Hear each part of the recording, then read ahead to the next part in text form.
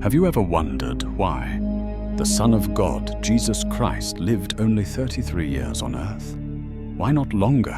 Why not a full lifespan of 70 to 80 or even more? It's a question that's haunted the hearts of millions, yet most of us never stop long enough to seek the deeper truth. But today, we will, and I promise. By the end, your soul may never see his time on earth the same way again. They say time is the most valuable currency, and Jesus only spent 33 years of it. But what if I told you those 33 years were not random? What if every breath he took, every moment he lived, was masterfully orchestrated by divine intention, not just for him, but for you? In just the next few minutes, we'll walk through the echoes of those 33 years. You'll see how his time wasn't just cut short, it was perfectly timed, designed, deliberate. And if you stay with me, I promise you will be shaken by the beauty and the purpose behind it all. But let's rewind. Imagine being 12 years old, standing in a temple, surrounded by scholars and speaking with such wisdom that grown men are astonished. That was Jesus, already teaching, already living in purpose. But then Scripture falls silent about his life for nearly 2 decades.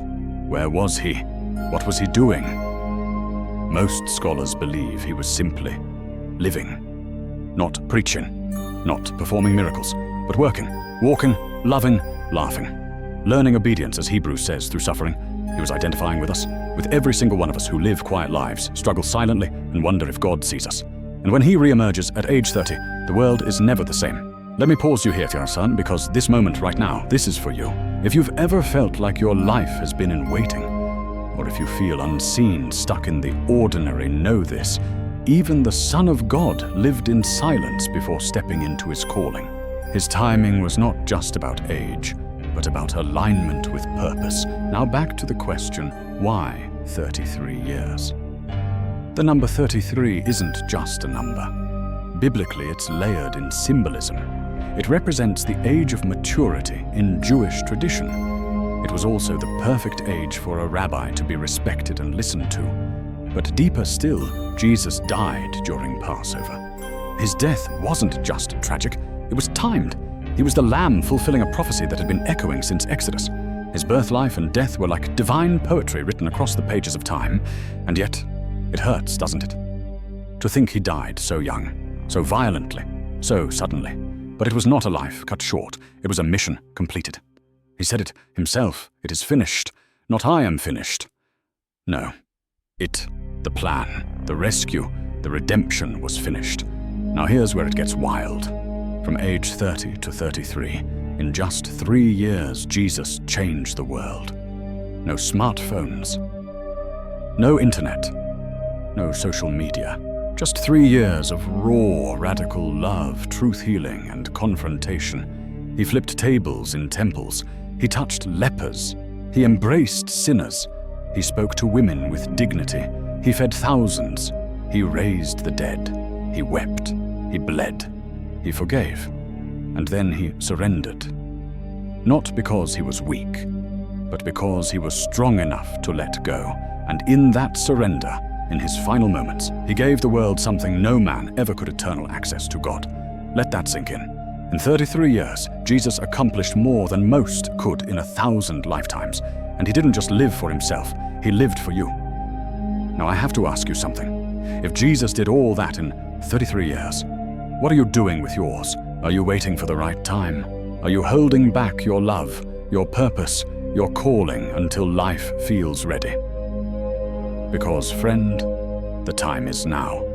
The kingdom is not someday, it's today. Jesus didn't need 70 years to change the world. He just needed purpose and obedience. You know what that means? You don't need more time, you need more clarity, more courage, more conviction. Let me take you back again. To the moment he was arrested in Gethsemane. He could have called down angels. He could have walked away. But he didn't, because he saw you. Yes, you. He saw your heartbreak, your doubt, your sin, your pain, your secret tears. And he said, I'll go. So the next time you wonder if you matter, look at the cross. Look at what 33 years of surrendered love can do. And then look inward, because you're still here, you're breathing, which means he's not done with your story yet. Hey, if this video stirred something inside you, don't just scroll. Hit that like button so others can hear this message too. Subscribe if you want more truths that touch the heart. And tell me in the comments, what part of Jesus' story do you want me to share next? This isn't just content, this is calling. 3 years, just 3. That's all Jesus had in public ministry. Can you imagine pouring your soul into something that only lasts 36 months?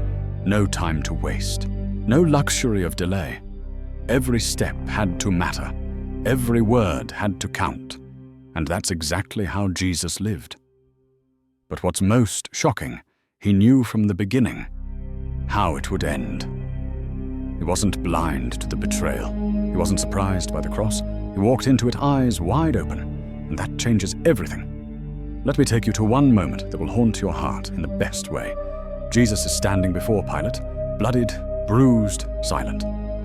Pilate, a Roman governor, holds the power of life and death in his hands. He says, "Don't you realize I have power there either to free you or to crucify you?" And Jesus calmly replies, "You would have no power over me if it were not given to you from above." Let that settle in. In a moment of utter powerlessness, Jesus reveals the ultimate power, because he's not a victim. He's the volunteer. The cross wasn't forced upon him. It was chosen. For you, for me. But let's rewind again to his final week. He rides into Jerusalem not on a war horse, but on a donkey. Symbol of peace, humility. The crowds shout Hosanna, thinking he's about to overthrow Rome. But he's not after an empire. He's after eternity.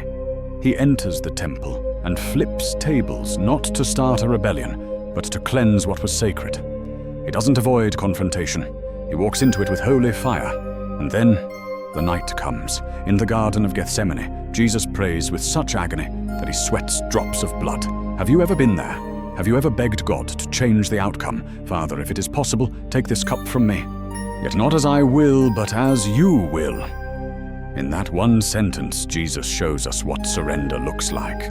Not weakness, surrender. Because sometimes the greatest strength is not in fighting the pain, but embracing the purpose within it. Now stay with me, because this next part, it's where the entire story turns. He's arrested, abandoned, mocked, spit on, stripped. And then they drive nails into his hands and feet, raise him up on a cross between 2 criminals, and for 6 excruciating hours, he hangs between heaven and earth. Yet in his final breaths, he doesn't curse, he doesn't scream. He prays, "Father, forgive them, for they know not what they do." Friend, can you imagine that kind of love? The kind that bleeds for the very ones holding the hammer. That's not human love, that's divine. And then the sky goes dark, the earth trembles, and Jesus cries out, "It is finished. Not I give up, not I'm done, but it is finished. Mission complete, prophecies fulfilled, redemption secured." Now here's what most people miss. Jesus chose to die at 33, not because his body gave out, but because his assignment was done. He didn't run out of time. He fulfilled it, fully, perfectly. 33 years was not short. It was strategic. Because, you see, God's measure of time isn't years, it's purpose. And if Jesus fulfilled the greatest mission in history in just 3 decades, what does that say about the time you have? This isn't about comparing. It's about awakening to the weight of your own life, to the eternal echo of your choices, to the sacredness of your now. Because here's the truth. You don't need more time to make a difference. You need more clarity on why you're here, and more courage to step into it. Jesus didn't teach this just with words. He lived it. Every meal he shared, every healing he performed, every story he told was soaked in purpose. Not one wasted hour, not one forgotten moment. So maybe the question isn't why did he only live 33 years? Maybe the question is, what am I doing with mine? If Jesus could redeem humanity in 33 years, how will you use the years you've been given? And that question isn't meant to guilt you. It's an invitation to live deeper, to love bolder, to forgive faster, to walk more closely with the one who gave it all for you. Let me tell you a story. A young man, 28 years old, once said that I'll start serving God when I'm older, when I've had my fun. But he didn't make it to 30. His final words were, "I thought I had more time." Friend, we all think that, but none of us know. So don't wait to live on purpose. Don't wait to reconcile. Don't wait to pray that prayer, to take that risk, to follow that calling. Because Jesus didn't wait. He moved in step with the Father, and when the time came, he said yes. No hesitation, no regrets, just obedience, just love. And through that love, he changed the world. And so can you. If this message hits you deep, if it pulls something from your soul, do something with it. Like this video, so more hearts can be stirred. Subscribe so we can walk this journey together. And comment below, what part of Jesus' story do you want me to unpack next? Let's not just watch, let's live it. 3 days, that's all it took for history to split in two. Jesus lived 33 years, died on a Friday, and by Sunday morning, everything changed. The tomb was empty, death lost its grip, and the world would never be the same again. But here's something you may not have thought about. Jesus didn't just die for us. He rose to live with us. That's the real power of the 33 years. It didn't end with death. It birthed resurrection. And resurrection wasn't just a miracle. It was a declaration that darkness never has the final word, that no grave is too deep, that no story is too broken, that true life is found not in the years we live, but in how we live them. So let me ask you again, why 33? Why not 60? Why not 70? Because he didn't come to be remembered as old. He came to be remembered as alive. Alive in power. Alive in glory. Alive in you. Think about this. When Jesus rose, he still had scars. The holes in his hands, his feet they remained. Why? Because resurrection doesn't erase the pain. It redeems it. That's the kind of God he is. He doesn't remove the story, he rewrites it. So what does that mean for you? It means your pain, your loss, your regrets can become testimonies. It means your scars don't disqualify you, they qualify you. Jesus didn't hide his wounds, he showed them. Look at my hands, he said to Thomas. Touch my side. He wasn't ashamed of the cost, because the scars were proof of love. And maybe just maybe, the most powerful parts of your life aren't the highlights, but the healed wounds. So here's the question that lingers.